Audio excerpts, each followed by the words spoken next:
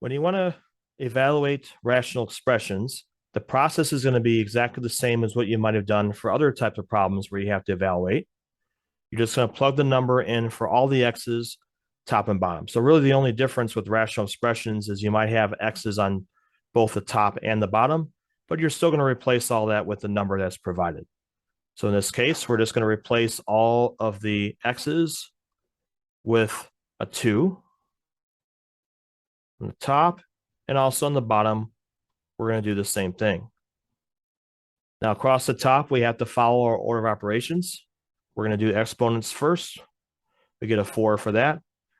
Next, we can do this multiplication before we do the addition and subtraction. So negative 16 times 2 is negative 32, and then I have plus 16. On the bottom, I have a 4 minus 64. Now we're going to combine all this together.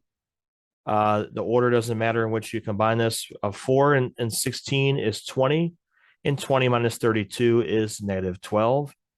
4 minus 64 down there would be a negative 60. Now what's left over is something where we can reduce. Negatives go away, and then both the top and bottom would both be divisible by 12. 12 divided by 12 would be 1, and 60 divided by 12 would be a 5. Therefore, you would have 1/5, and that would be your final answer there. Let's do another one. Same way, this one here. We're just going to plug in negative 4 on the top and the bottom. On the top, we have negative 4. That's going to be squared. On the bottom, we have negative 4 squared plus 8. Remember that whenever you have a negative that's raised to an even power, the answer is going to be positive. So I have 4, and I'm going to get 4 times 16 on top, because that's what negative 4 squared is going to give you, positive 16. On the bottom, we have another positive 16 from negative 4 squared, but then we have plus 8.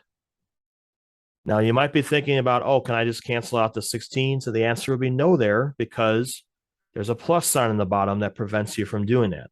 If this was 16 times 8, then yes, you could cancel it out, but in this case, you can't. So we just have to multiply across the top here. So we're going to do 4 times 16 is 64, multiply that. On the bottom, we're going to add that, and we get 24. You always want to reduce when you can. So in this case, both these can be divided by 8. 64 divided by 8 is 8, and 24 divided by 8 is 3.